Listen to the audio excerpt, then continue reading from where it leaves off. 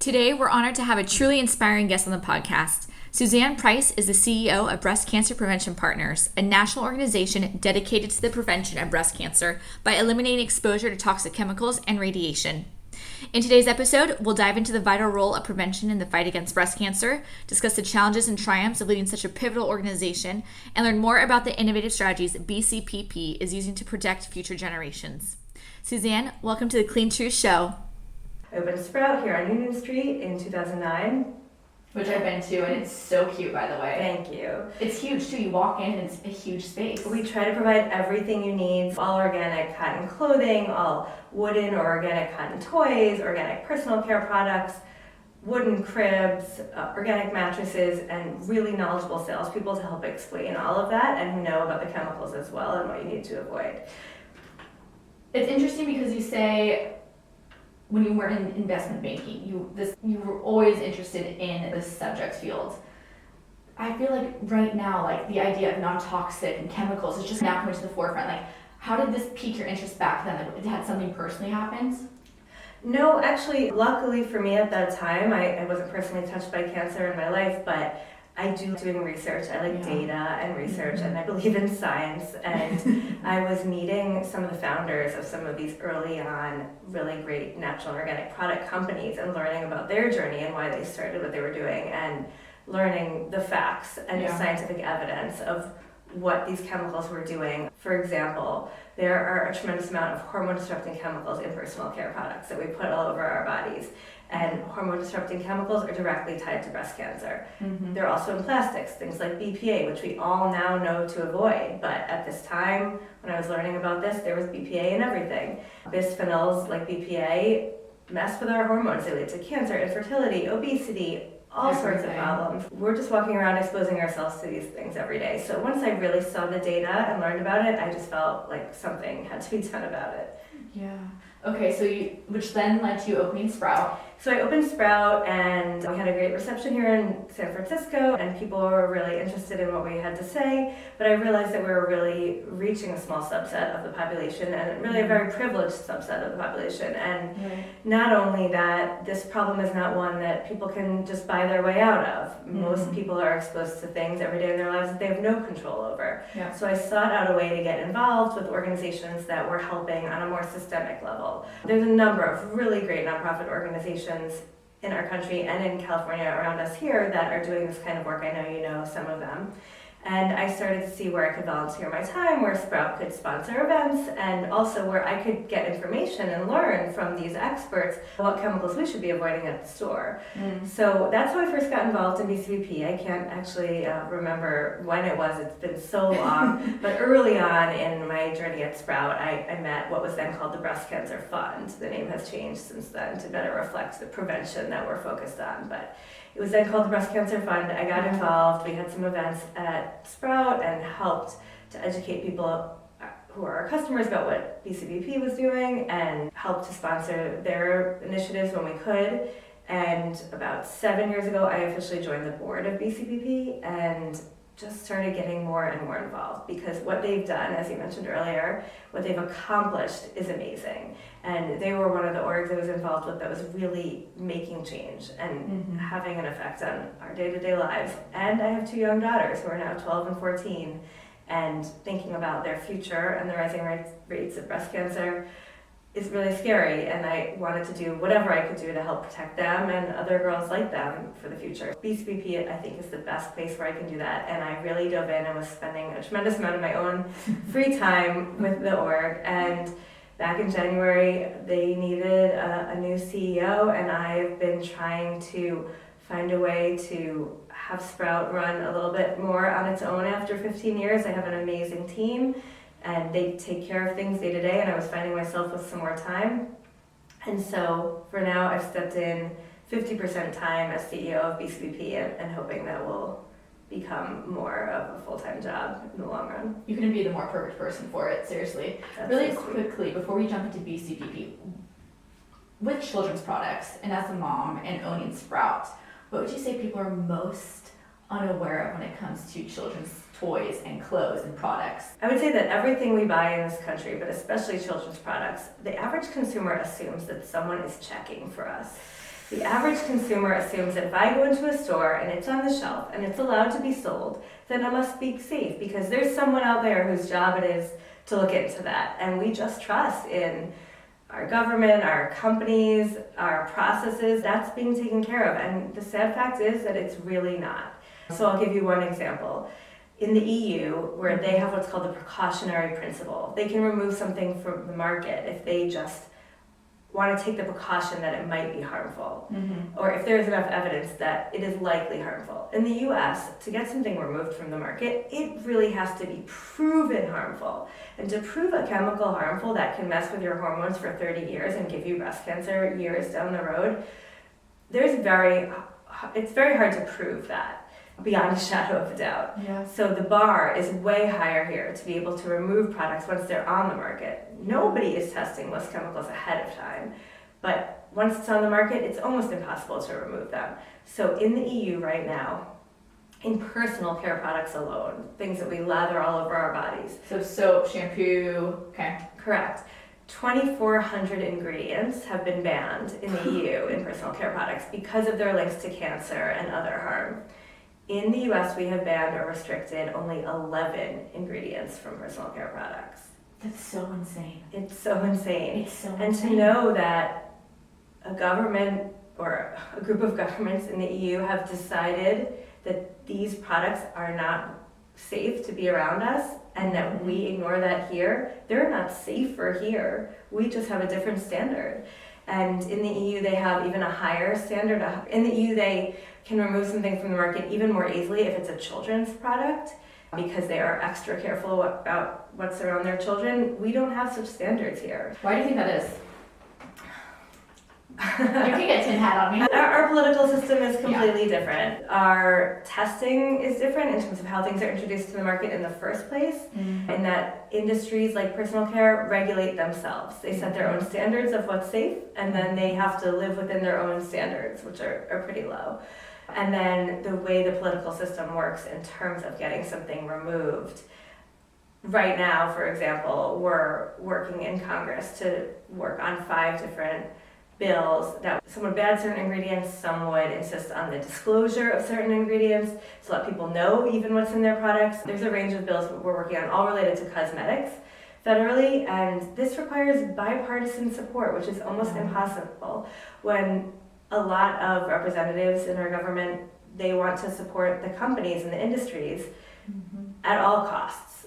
Let industry regulate themselves, don't do anything to harm a company's profits. In some cases, that's harming the end consumer. If chemicals are being introduced to the market without any testing, that means we're the guinea pigs. That means our children are the guinea pigs. Let's test things on them, is what these companies are saying, and see what happens. 30, 40, 50 years from now, if some of these kids exposed to this one thing end up with cancer, then they'll have to backtrack and prove that it was us and have to fight to get it banned. It takes that long, really. It's interesting because just talking through this, you go, especially for young girls, we are exposed to chemical causing toxins that relate to breast cancer at such an early age, even before puberty. So I wonder what the link is between that. If you're being exposed to all these toxins at such a young age, I wonder how that works as you develop and as you get older. There's a huge link. So really, during infancy, the first 3 years of life when you're developing, first in utero, what you're exposed to in utero matters. These chemicals cross the placenta. And then second in infancy, as your body's developing, everything, first of all, think about that an infant, every drop of moisturizer you put on them, every little thing they're exposed to is pound for pound more of a percentage of their body weight than it is for you. Wow. So it has that extra effect. Then it has the effect on their systems are still developing. So chemicals like phthalates that are endocrine disruptors that are in a lot of personal care products, in fragrances, also in plastics, those chemicals can show that they have an effect at 1 part per billion. That's a drop of water in an Olympic-sized swimming pool. So people usually say with chemicals, the dose makes the poison, if you've heard that expression. Yeah. It's not true with endocrine disrupting chemicals. Okay. It's not about how big the dose is. Even a very small dose has an effect. So a very small dose on a very small person, added up day after day across a range of products over time, that has a huge effect, especially during these developmental windows like you're talking about. Puberty is another one. As girls are developing breasts, what they're exposed to while their breasts are developing, that can affect their chances of having breast cancer later in life greatly. Another thing that these same type of chemicals affect is early puberty. We've all heard the puberty age is dropping. Yeah. Nobody really knows why. There are lots of explanations. Yeah. But the chemicals that kids have been exposed to since they were born, it has to be some part of it. In the 1970s and 80s, about 80,000 new chemicals were introduced into our environment. So right now, women who are in their 40s and getting breast cancer at higher rates than ever were the first ones to start being exposed during infancy to all these new chemicals in our environment. And I think, unfortunately, those numbers are only going to go up. I saw a recent report where between 2015 and 2019, there was a 2% increase every year in women in their 40s getting breast cancer. That's not normal. That's not a normal evolutionary trend. People should be up in arms about these numbers. I think that when they realize them, they are, but it's not getting spread around enough. No, it's not mainstream at all. 1 in 8 women today is expected to get breast cancer in her lifetime. 90% of breast cancers are not related to genetics alone. Everyone assumes, oh, if I don't have the BRCA gene, I'm okay. Yes. That's the common thought, is that breast cancer is a genetic disease. Mm-hmm. But then why are more and more women and more younger women getting breast cancer? The 90% of breast cancers that are related to something other than genetics, that could be lifestyle, food, environment, any number of things, it's increasing. So something is wrong out there that is leading to this increase in numbers. And that is what BCPP has been working on for 30 years, is that 90% and figuring out what those risk factors are and trying to do something about it. Why don't you think this verbiage isn't mainstream media? I do think a lot of it is hard to explain and hard to prove. If I drank from a plastic bottle my whole life, Mm-hmm. and then I got breast cancer or didn't, Mm-hmm. nobody can prove that one thing was tied to the result. We have reams of scientific evidence about the effect of these chemicals on breast cancer.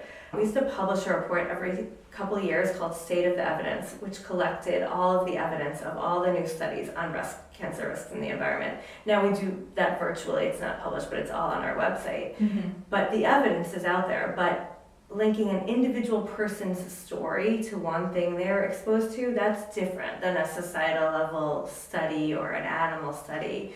So it's just hard to make that personal case and link it to one thing. And I think the media doesn't want to be alarmist, doesn't want to say, Totally. oh my gosh, this one thing that you've been using your whole life could have ties to breast cancer. They don't want to be scary, especially not without a recommendation of how to get around that. Right. I don't know the answer though of why there isn't more. Recently in the media, there have been a lot of stories about the falling age of the suggested. Recently in the media, there have been a lot of stories about the recommendation that women start getting mammograms at age 40 instead of 50. Yes. And that is because of the statistics I just mentioned, the increasing rates among women in their 40s of getting breast cancer, and that is proven. Mm-hmm. So because of that, the recommended age lowered to 40. Start getting checked at 40. Mm-hmm. However, nobody, hardly anyone that I'm reading at least, who's talking about that recommendation is talking about why. Exactly. Why would these rates be increasing in women in their 40s? Something has to have changed in our world. And it's not just people sitting on their couches more and not moving and gaining weight, and it's not just processed food. Yes, those are things that definitely have an effect on breast cancer rates, but there is something out there that is beyond an individual's control. And the chemicals in the processed food, the chemicals in the personal care, the chemicals in the water, which now we're learning more and more about. PFAS in the water has been in the news a lot lately, which is a good thing. Yeah. There's some legislation gaining traction around that. The average woman uses 16 products on her body in a day. If you think about it, between soap, moisturizer, personal care, makeup, that's a lot of different things piled on you. And everything you put on your skin gets inside. Mm-hmm. It's another thing a lot of people don't think much about. And yeah, your skin is your largest organ, and the second anything goes directly into your skin, it goes directly into your bloodstream, and people do not recognize that. that's true. People who are very careful about what they eat, and even eating organic and healthy food, are putting very heavy fragrance creams all over them. and not thinking that all that is also being essentially poured directly into their body as well. Yeah, it's insane. One example I like to talk about is phthalates, which I mentioned before. Phthalates are an endocrine disrupting chemical. They're used in fragrances, they're used in plastics. Many of the worst phthalates were banned over 10 years ago federally with work that we did in children's plastic toys. So plastic toys, especially the ones that are squishy, have phthalates in them, or used to. And there was a federal law passed that children's toys for children under 3 can't have phthalates, which is great because children suck on those toys, of course. So everything they suck on goes into their body. But for the federal government to say that's not safe for children to suck on, we can have it in all sorts of other plastics around us in our lives. We can have it in personal care. We can be putting it on our bodies in other ways. There's a big gap there. That's insane. So let's take a step back. So describe a phthalate. What is it exactly? A phthalate is actually a class of chemicals. There are many. I can't even list them, but the worst, one of the ones that I just mentioned that's banned in plastic toys is called DEHP, and I cannot even tell you the scientific name of what that actually stands for. But basically, phthalates and bisphenols, which by the way, BPA is not the only bisphenol. Many plastic water bottles that have, let's say, BPA free have been replaced with BPS, BPF, BPZ. There are a whole class of bisphenols as well. Bisphenols make plastics hard, phthalates makes plastics soft.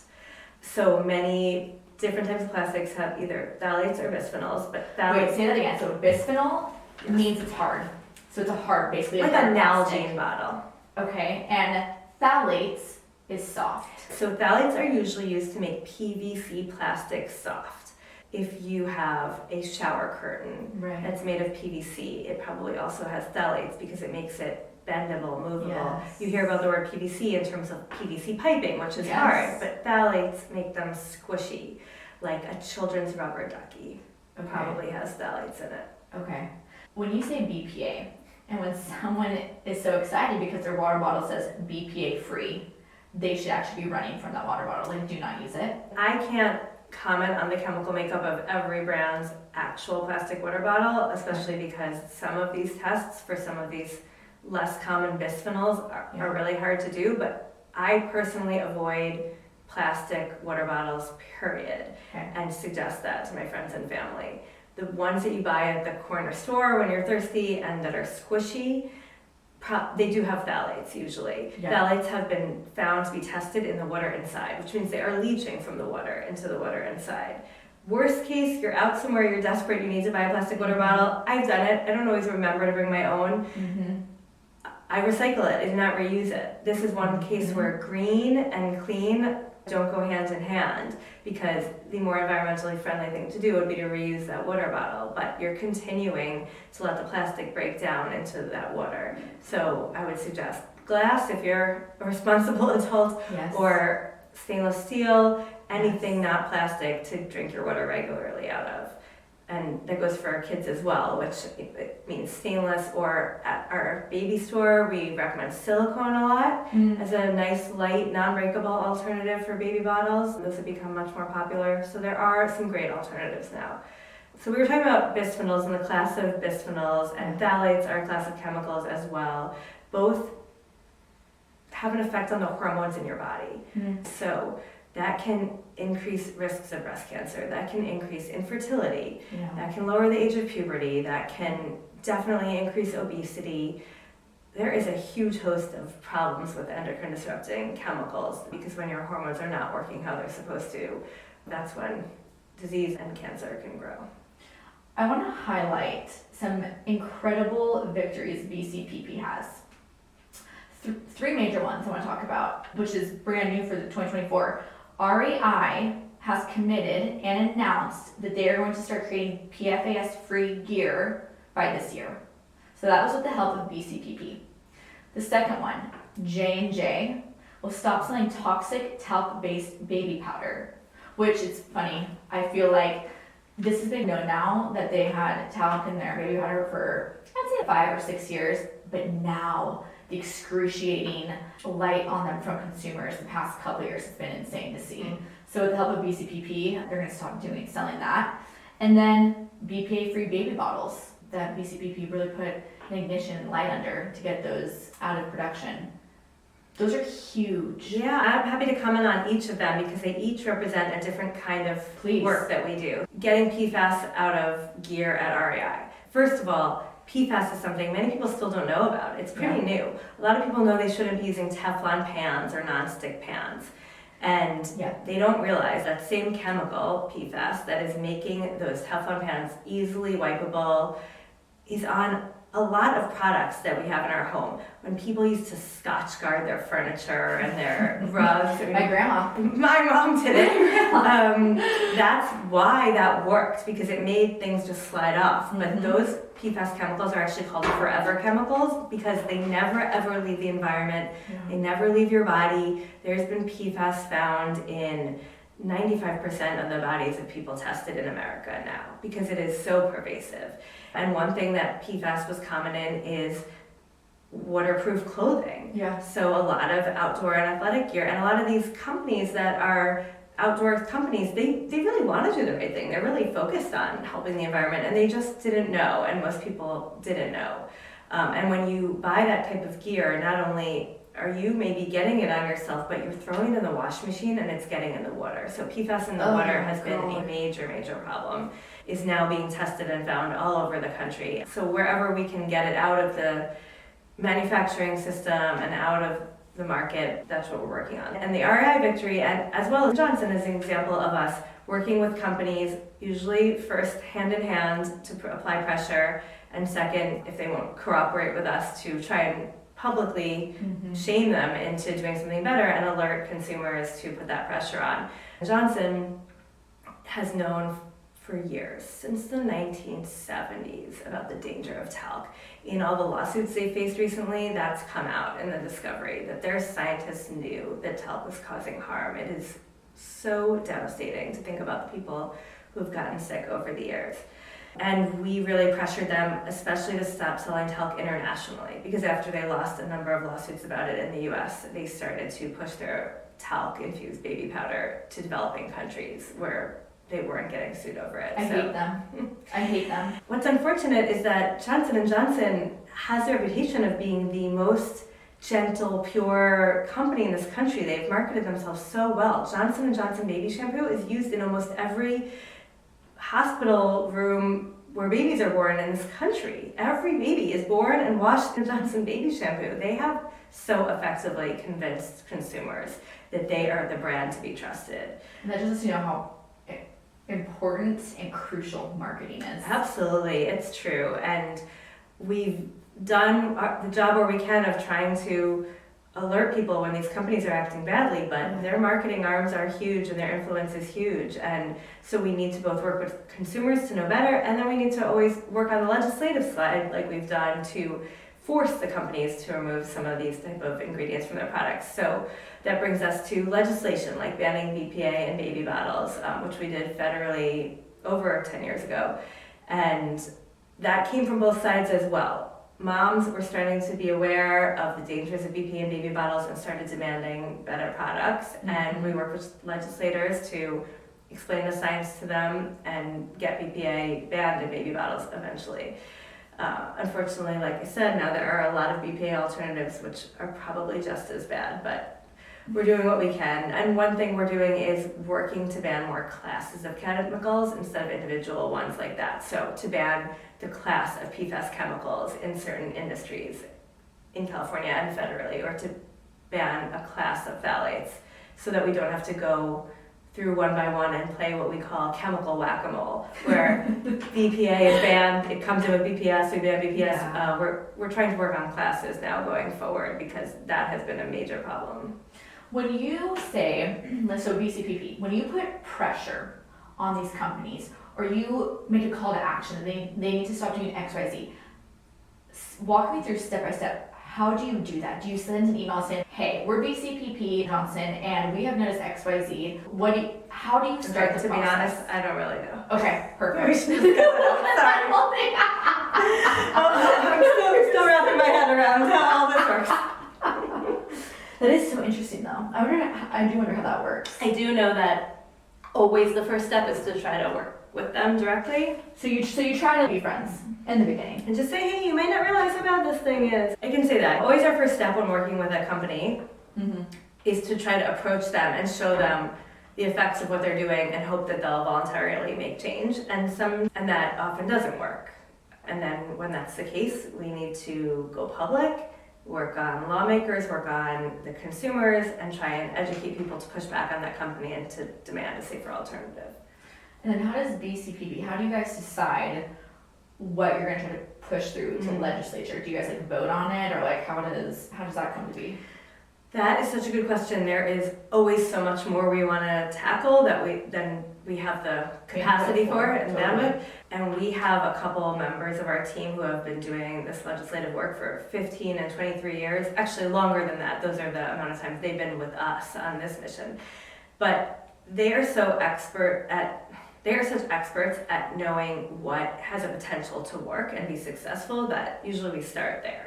So finding some lawmakers who are sympathetic, finding where there might be traction, working where we can actually make change. And I think that's why we have been so successful. I can talk about the IV. Yeah, I was gonna say,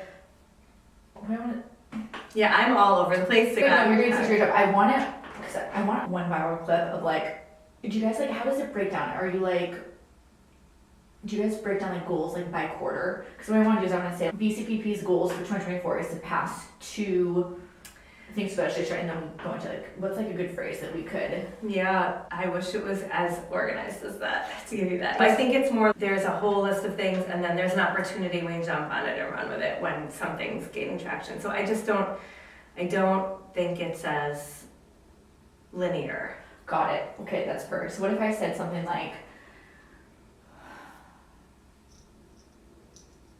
we're in June, right? So we're in June 2024 right now. Are there areas of opportunity that BCPP sees and is working on to get through legislature? Yeah, I mean, there's one, yeah, okay. And then I can talk about the IV bill, yeah. Does that work? Okay. So we're now in June of 2024, which is crazy, halfway through the year. Are there any bills or legislature that BCPP is trying to work on right now to get passed by the end of the year? Yeah, thank you for asking that. There's one that we are in the middle of that I am super excited about. Okay. That is really shocking, and I think everyone around the country should know about this. So there is a bill right now in California that just passed out of the Assembly that will go to the state Senate by the end of August, and that is to ban phthalates, and especially the worst phthalate, DEHP, the one that I mentioned is currently banned in children's toys, to ban that from IV tubing and medical bags in California. So the IV tubes and medical bags, this soft, squishy plastic that is hooked up to people's arms in hospitals throughout the state, from newborn babies to cancer patients. 70% of that has phthalates in it. And phthalates, as I mentioned, are an endocrine disrupting chemical that cause all sorts of harms. They do leach from the plastic containers holding liquid into the liquid. We have proof of that. And then they are essentially being delivered into people's bodies along with medicine or blood or whatever is being infused, including chemotherapy. And phthalates have been proven to actually hamper the effects of chemotherapy. So I asked our chief scientist at BCPP, explain to me what exactly phthalates do as it relates to chemo. And she said, basically they make cancer cells immortal. Say that one more time. What our head scientist explained to me about phthalates as it relates to chemotherapy is that they make cancer cells immortal. Oh, gives me goosebumps. It makes me too. Sick. It is so sad. It makes me sick. For people to be going through chemo, which in itself is a horrific experience, and knowing that the delivery system of that medicine could actually be making the medicine less effective is horrible. And I think everyone around the country should be horrified about this. And of course, when these tubes and bags were initially developed, people probably didn't realize this, but now we know. We know it as a fact. DEHP is banned in children's toys because it's deemed not safe for children to suck on and ingest DEHP phthalates. But we are putting it into the veins of everyone who gets an IV in a hospital, in these 70% of hospitals that are using these bags, and 30% are not. So there is an alternative. there are safer products on the market today, and we are trying to get the harmful ones banned. And I'll tell you, the main company that's fighting it is the main manufacturer, Baxter, and they are fighting it hard. Their CEO just flew out to California, to Sacramento, to fight against this bill. Oh my God. And we are hopeful it's moving forward. It's going to the state senate, and we have until the end of August to convince your state senators to support this bill, because nobody should be getting medicine, especially chemo, through something that could be hampering its effects. Now, for the 30% that are not using these bags, how do you know that? There are other companies that manufacture a different kind of bag that we've worked with and so talked to. So there is an actual alternative. The whole Kaiser hospital system here doesn't use DEHP bags. Oh, we love that. There are alternatives, and the problem is that Baxter's bags are made of PVC, and you need phthalates to make PVC soft. And PVC in itself is harmful. Vinyl chloride is a problem chemical regardless of the phthalates, but the phthalates make it even worse. And Baxter now is trying to keep the PVC and saying, if you give us enough time, we can find an alternative to phthalates to make them soft.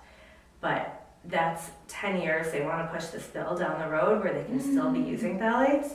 And that's also the end result, going to still be using PVC, which is in itself an endocrine disruptor as well. You start your life entering this world with phthalates, and now we're ending our lives with phthalates going into our bloodstream. It's disgusting. The good thing about phthalates, just to add a positive note to this very disturbing conversation, is that they do leave your body. There have been a number of studies where an organization will come into a family's home and check all their products and remove everything bad and control everything that family is exposed to for 3 days in terms of food and personal care and everything, and make sure that there's no phthalates. And you see the phthalate levels in their blood quickly drop. So there's a detox. There is a detox, absolutely. And some chemicals like PFAS, which are forever chemicals, do not leave your body, but phthalates do. So the good news for anybody listening is you clear out those plastics, you clear out those heavy fragrance items in your life, you can actually make a huge difference in the amount of phthalates you're exposed to. Yeah, that's really interesting. But going back now, with Baxter flying out here, and this was just yesterday, going to Sacramento, they're scared of A, losing money, B, they don't lose business, right, to, what was the other brand that you said that Kaiser uses? One of the examples of a different company using a better product is B-Braun. Okay, so they don't want to lose business to B-Braun, and then I'm sure the CEO doesn't want to lose his job. Do these types of CEOs and these types of companies, do they go after an organization like BCPP hard? Do they say, don't you dare? Like, are there any intimidation factors? I know I'm not speaking of Baxter, but I know in the past there have been threats of lawsuits. Yeah. Say something that's libelous. We're very careful. We have scientists on our team. We never say anything that isn't true and isn't proven, and we know what we're talking about. So we haven't ever faced any dire consequences, but there have been threats.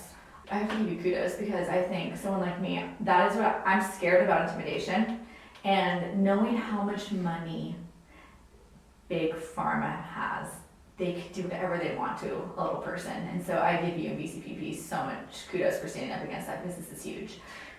Coming from the consumer world, coming from Sprout and my chain of children's stores and speaking to new parents all the times, I give credit to the power of the consumer as well. When parents and customers in general learn that something's bad for them, they can demand better products. And the companies ultimately want to please their consumer.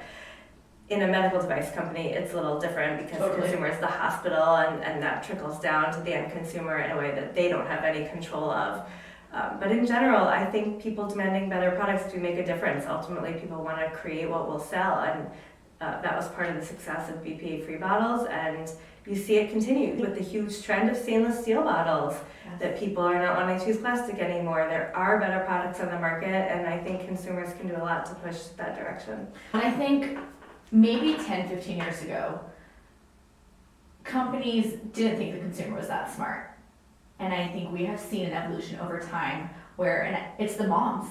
It is the moms who have stood up, who have fought for their children, who have done the research. They don't get any credit, but they're the ones who are demanding better products, so which now we're seeing this demand come from a consumer base, but this is because of moms.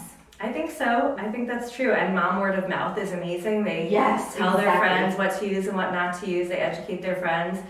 And it's not just about children's products. The household cleaners that we all use in our home, there used to be this idea that certain chemically smell meant clean. I think a lot of us grew up with that. Lysol. Exactly. The Lysol, which is horrible.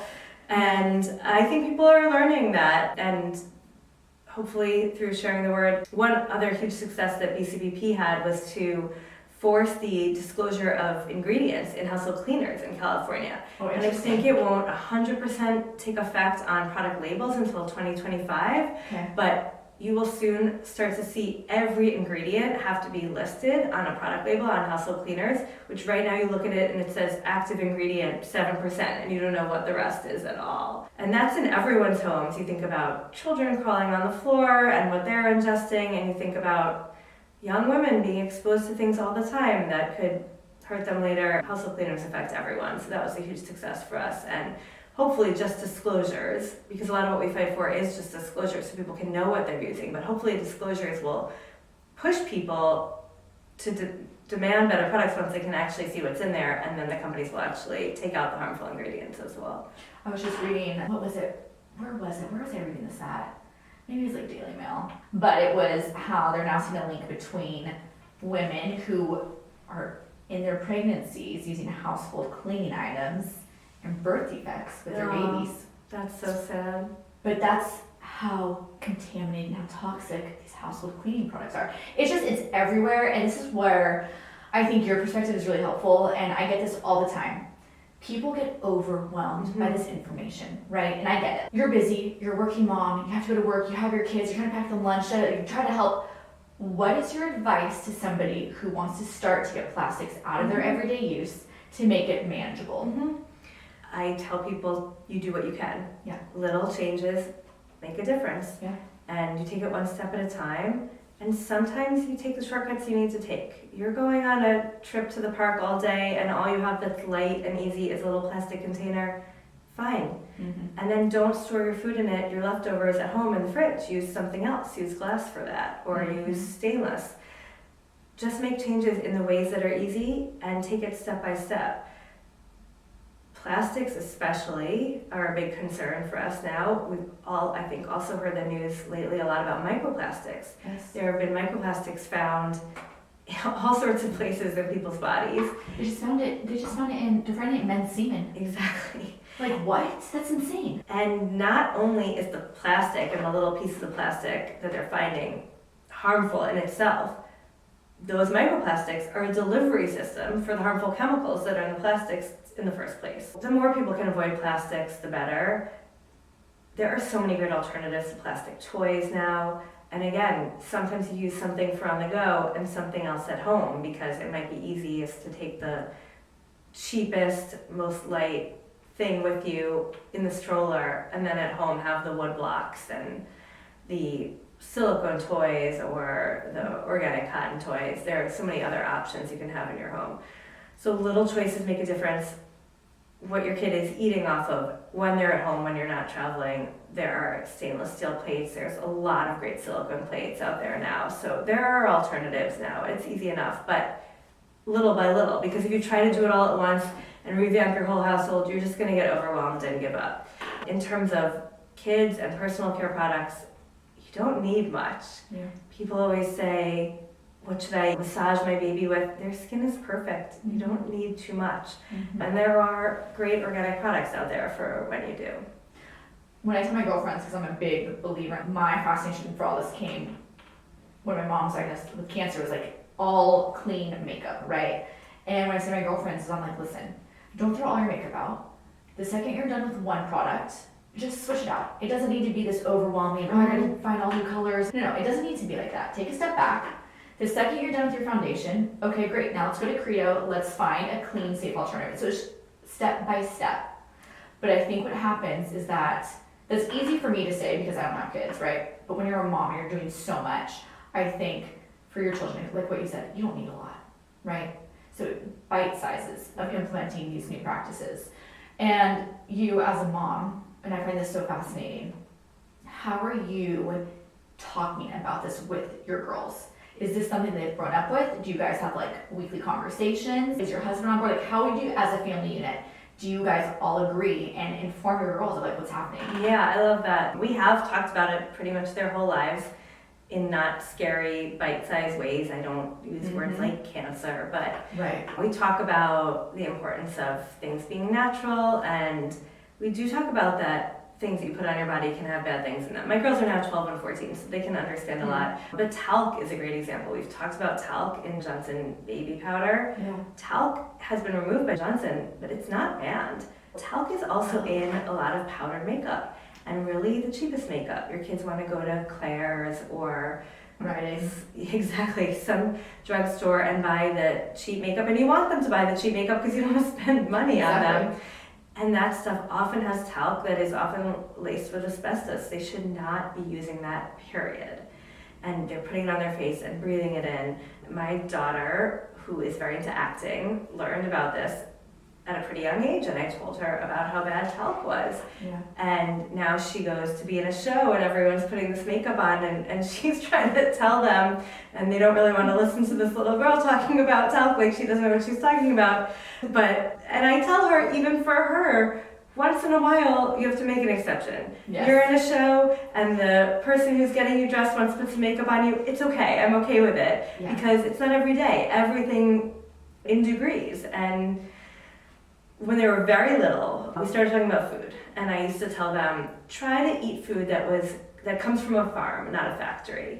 And I'd ask them, I'd quiz them, what do you think? This is from a farm or a factory? And even the fact that some meat, you might think that meat would come from a farm, but it actually is from a factory. There are factories of meat, and I've taught them about all that, and to ask that kind of question, and to look at a choice when they're at school, although they go to a wonderful school, there are great food options, but to try to look at when they have choices and pick the food that they know is not packaged and is more likely to be from a farm. Of course, my kids like junk food, and everybody gives in to their kids when it's a special occasion or you're out and about, but they know the difference. And then as they started to get older, and they're at the age where a lot of kids are liking to experiment with makeup, and more than ever, facial care and it's creams. The teens at Sephora. Exactly. I don't understand this trend when these kids have really perfect skin, but this is a trend, and my kids know that in the long run, that stuff doesn't make you beautiful. It actually could harm you. And I try to teach them that in a way that's not scary, but just to know that sometimes things are marketed to you, to children, as being all good, and that's just marketing. They have to learn to look past that and to know that just because some celebrity or a TikToker likes a certain thing, they might be being paid to say that. Yeah. And it might make them look beautiful with the filters they're using on their camera, but even if it is what they would consider beautiful, there are negative effects that could hurt them later. And they're conscious of that. So we do try to buy from cleaner sources. Yeah. And then we also try to reserve makeup for, you have a dress up occasion. You don't need to go to school with makeup when you're 12. And I hope they don't, rebel against this at some point. But I think they do rebel against me and want to use a lot of makeup. I do believe it'll probably still be cleaner makeup because they just know too much. Once you learn that something can harm you, most people try to avoid that when they can. Alcohol is a risk factor for breast cancer, very directly. The more alcohol, the more risk of breast cancer. Exactly. I still like to have a glass of wine with dinner. But I know, and I try to make choices around what I know, and knowledge can only be a good thing. As my kids get to the appropriate age to learn more and more, I try to teach them more and more about what's in the products around them so they can make those choices when I'm not around. Everything in moderation. I also think, for me, personally, this messaging resonates with me because I have been directly affected via my mom, but seeing someone sick, right? And I think this message falls on deaf ears for a lot of people if you yourself have not been sick or someone in your peripheral, right, isn't sick. And I find that those who can understand without having kind of experienced that is amazing. And to be able to really find that messaging and resonate with it, because this is what I tell my girlfriends, what I know now from doing all of this, I can't unknow it. I cannot unknow it. And I think that if people were to really sit down and say, okay, wow, this is serious implications on me, my family, my future kids, or whatever, they would make a massive transition. And I think that's where this disconnect I'm seeing for young millennials, Gen Z, is that they haven't been affected by it yet. So how do we get this messaging to resonate with them? And I think if you can just picture your life and just think about all these chemicals that are compounding on your skin, what that could potentially do to you in not 10 years, but truly 3 to 5 years, because we are seeing the cancer rates increase in ages between 18 and 35. It's actually insane. To take a step back and be like, okay, wait, I'm actually affecting myself. What are simple changes I can do? Because I'm now starting to see this kind of rise of, especially young women, wanting to take control of their health. Yeah. And this is where it starts. And not only, breast cancer rates are dropping and dropping to younger and younger women, but another thing that I think women that in the generation you're speaking about would be conscious of is infertility. Infertility rates are rising like crazy. It's harder and harder for people to get pregnant. I feel like people are not aware of it until they're in it, because people don't really talk about it, sadly. People feel shame about it, and of course they shouldn't, but women who are having trouble conceiving or carrying, they don't like to talk to their friends about it often, and so it isn't out there, and those rates are going up and up. And women in their 20s thinking they're invincible might not realize that maybe in the very near term in their lives, what they're doing to their bodies is going to affect them. We have seen a direct effect with a lot of these hormone disrupting chemicals and infertility as well. But the other thing I do want to just add is I would never want anyone who does have problems getting pregnant or develop breast cancer to ever feel like they should have done things differently or any blame for it. We are not saying that in any way. We believe that the problem is pretty much mostly systemic. Things that are around us all the time, things that are in products that you couldn't even buy your way out of because they're not even disclosed and you wouldn't even know. Things that you've never heard of, like PFAS, most people haven't heard of, that could be harming you every day. There's only so much you can control. I do think that consumers can have an effect on what's out there in the market by using their dollars to vote and to push companies to do better. So beyond just affecting yourself, to the extent that you're able, because that is only a little bit, that you can push the environment to be better for everybody by buying better products. So on all those angles, there is a little bit you can control. Your home environment, what you put on your body, what you ingest, and that does make a difference. But a lot of it is beyond our individual control, and that's why I'm so glad that BCPP exists to fight on a bigger scale and hopefully make changes for everybody. So when we're talking about the bill right now that's going through legislature, we can, as individuals in the state of California, we should be calling our senators, calling our legislative team and saying what to them? Saying, please vote yes. The bill number is We'll find the bill number. Please vote yes on this bill to ban phthalates in IV tubing. And we do have an action on our website that you can actually put in your information and where you live, and it'll tell you who that person is, and it'll send a message directly to them, so we can get that link for you. And I'll definitely put that on everything. That's huge. The amount of times you hear of doctors not listening to women when they know something's wrong, that's another thing. That's really upsetting. But I will say, I can say it on the camera if you want, please, in terms of dental, you asked me about dental stuff, that I'm very curious about the Invisalign that so many people are using. Oh my God, I didn't even think about that. And plastic that is in your mouth for a year at a time. And we already know that the phthalates from a disposable plastic water bottle leach into the water in the water bottle. The Invisalign is the same kind of plastic, and so what is leaching into the saliva in your mouth every day for a year? And we are looking into that. So you say you're looking into that. You guys are doing research right now? Yeah, we have a partner that we do some product testing with, and we're getting it tested.